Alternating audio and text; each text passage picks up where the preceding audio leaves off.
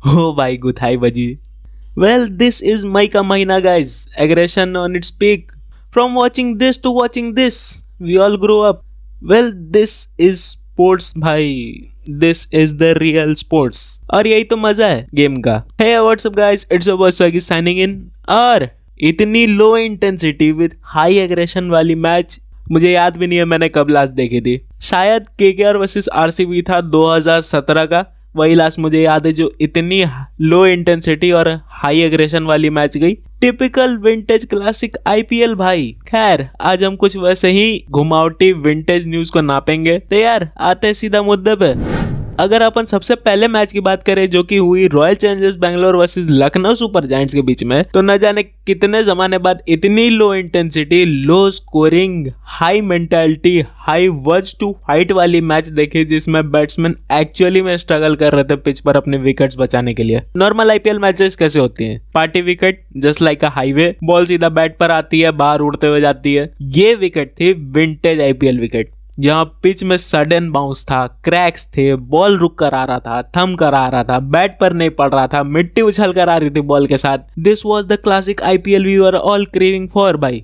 Batsman confuse हो रहे थे कि शॉट कौन सा खेलना है। This is the match I seriously was craving for, न जाने कितने दिनों से। फ्रॉम लास्ट आई थिंक 5-6 साल से मेरी ऐसी माइंडसेट थी कि आईपीएल सिर्फ बैट्समैन को फेवर करता है, जो कि सही बात भी है क्योंकि ऑफ कोर्स तुम मैच देखने जाते क्यों? लड़की ताड़ने के लिए, ऑफ कोर्स चौके छक्के देखने के लिए जो रेगुलर बेसिस पर लगते हैं। एक हाई स्कोरिंग थ्रिलर जो लास्ट ओवर तक जाता है, लास्ट ओवर में 20-30 रन पड़ जाते हैं बॉलर्स को। Well this is the typical theme right. But आज का मैच एक ट्रू क्रिकेट मैच था जहां एक हाई आर्म टसल देखने को मिली बिटवीन बॉलर्स एंड बैट्समैन। अगर कल के टीम्स की इंडिविजुअल परफॉर्मेंसेस की बात करें तो हाँ, थोड़ी सी हिली हुई परफॉर्मेंस आई दोनों ही साइड से, थोड़ी क्या ज्यादा ही हिली हुई थी। बैंगलोर ने पहले बैटिंग ऑप्ट किया टॉस जीतकर, बिकॉज उन्हें पता था कि ये पिच टाइम के साथ और धीमी होती चली जाएगी एंड इस पिच पर अगर 140 या 150 लग जाते तो वो ऑलमोस्ट इम्पॉसिबल स्कोर हो जाता है लखनऊ के लिए।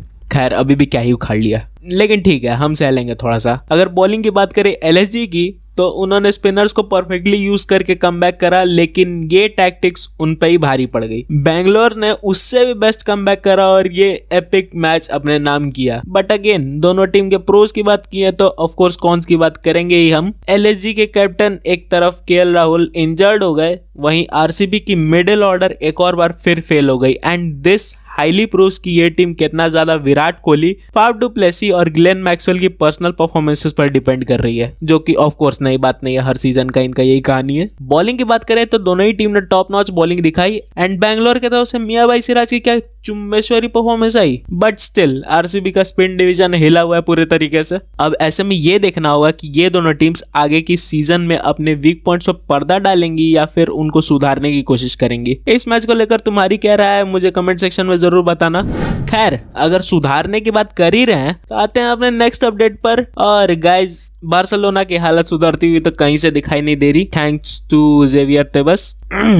अब तुम मुझसे बोलोगे यार स्वैगी तो तू ही बोला था मेसी वापस आ सकता है, बार्सिलोना जाएगी मेसी के पीछे वगैरह वगैरह। तो सुन लो पहले पूरी कहानी ध्यान से। बार्सिलोना के प्रेसिडेंट जोआन लपोर्ता ने ये प्रीवियस स्टेटमेंट दी थी कि they want Messi to retire at Barcelona और वो सब कुछ करेंगे जिससे मेसी बार्सिलोना वापस आ सके। अब पता है इसमें सबसे बड़ी दिक्कत खड़ी कहाँ हो रही है? FFP फाइनेंशियल फेयर प्ले, जिसे फिलहाल बार्सिलोना जस्टिफाई नहीं करा पा रही है और वो भी तब जब जेवियर तेबस इनकी गांड में घुसा हुआ है। अब तेबस का क्या कहना है इस पूरे मुद्दे पर? तो उसका कहना यह है कि मेसी को साइन करना ऑफ कोर्स बहुत बड़ी बात है, लेकिन उसके लिए तुम्हें अपने कुछ एग्जिस्टिंग बड़े प्लेयर्स को जिन्हें तुमने बड़ा कॉन्ट्रैक्ट दे रखा है उनकी सैलरी कम करो या फिर उन्हें बेचना पड़ेगा तुम्हें। अब इस बड़े प्लेयर्स की लिस्ट में कौन कौन से नाम है तो 3-4 नाम मैंने हाईलाइट किए, जो कि सर्जियो बस्केट्स, लेवेंडोस्की, गावी, कुंडे और भी बहुत हैं इस लिस्ट में। तो according to Tebas Joan Laporta and Barcelona को या तो इनकी सैलरी कम करनी होगी या फिर इस समर ट्रांसफर विंडो में इन्हें सेल करना पड़ेगा। और वहीं अगर हम लोग जोआन लपोर्ता या फिर बार्सिलोना की बात करें तो they are thinking they are perfect. हाँ थोड़ी सी सैलरी कम हो सकती है अगर प्लेयर्स एग्रीड हो इस पर, लेकिन किसी भी प्लेयर को बेचने की टैक्टिक्स इनकी नहीं है इस समर, इसलिए मेसी को लाने का प्रपोजल भी आधे में लटका हुआ है अभी तक। अब ऐसे में पीएसजी बार बार मुंह मार रही है मेसी पर कि किसी तरीके से वो कॉन्ट्रैक्ट रिन्यू करवा ले पीएसजी में मेसी की, जिसके लिए ऑफ कोर्स पीएसजी के प्रेसिडेंट नसर अल खिलाफी पर कुछ ज्यादा ही प्रेशर है उनके माई बाप से जो सऊदी में बैठे हुए हैं। बिकॉज तुम जानो कि पीएसजी को ये ऑलरेडी पता है कि मेसी अगर उनकी टीम में है तो मेसी उनके लिए ह्यूज अमाउंट जनरेट कर रहा है एंड उसके साथ उनके लिए पॉपुलैरिटी भी ला रहा है उस तरीके की। और मेसी का पीएसजी में रुकना is more important for them than Messi. और मेसी के जाने के बाद पीएसजी की जो प्लानिंग थी, भगवान जाने क्या प्लानिंग थी, लेकिन जो कुछ भी रायता फैलाया था वो बिखरती नजर आएगी और ज्यादा। अब देखो ऐसा नहीं है कि जेवियर तेवस जानता नहीं है या फिर चाहता नहीं है मेसी को लाना, बिकॉज ला लीगा की गिरती पॉपुलैरिटी को उठाने में मेसी की इंपॉर्टेंस एंड उसका रोल तेबस को भी पता है अच्छे से। तो अब ऐसे में ये देखना होगा कि बार्सिलोना की क्या नेक्स्ट मूव होती है, और अगर बार्सिलोना की तरफ से ऑफर नहीं आती है टेबल पर, जो कि ऑफ कोर्स तेबस ही रोकेगा, तो फिर मेसी पीएसजी के साथ कॉन्ट्रैक्ट रिन्यू करना चाहेगा या नहीं। क्योंकि मेसी ने बार बार पीएसजी से ये बोला है कि आप अपने फ्यूचर प्लान्स जो कि नील बटा सन्नाटा है वो आप टेबल पर मेरे सामने लाकर रखो, एंड पीएसजी ये चीज देने में अभी तक नाकाम रही है। तो क्या मेसी फिर पीएसजी के साथ कंफर्टेबल नजर आएगा या फिर कुछ और ही प्लान्स है इस समर? क्योंकि हमने ऑफ कोर्स पहले ही बात कर रखी है इस पर कि मेसी और पीएसजी का फ्यूचर क्या है साथ में, और अगर पीएसजी नहीं तो फिर कौन सा क्लब? अब देखो इस समर मेसी के पास बहुत सारे ऑप्शंस हैं, जिसमें एक तो अगर बार्सिलोना की आती है कॉन्ट्रैक्ट टेबल पर तो वो मेसी बिना सोचे समझे उस कॉन्ट्रैक्ट को साइन करेगा। बट इफ बार्सिलोना की कॉन्ट्रैक्ट नहीं आती है और जो इनके ओनर्स हैं उन्होंने नसर अल खिलाफी पर ऑलरेडी प्रेशर बना रखा है कि तुम किसी भी तरीके से मेसी का कॉन्ट्रैक्ट रिन्यू करके लेकर आओ, तो अब ऐसे में पीएसजी ऑल आउट जाने का डेफिनेटली सोच रही है मेसी पर, और वो ऑल आउट चले भी गए हैं क्योंकि उनके पास सिर्फ और सिर्फ प्लानिंग के नाम पे पैसा ही है।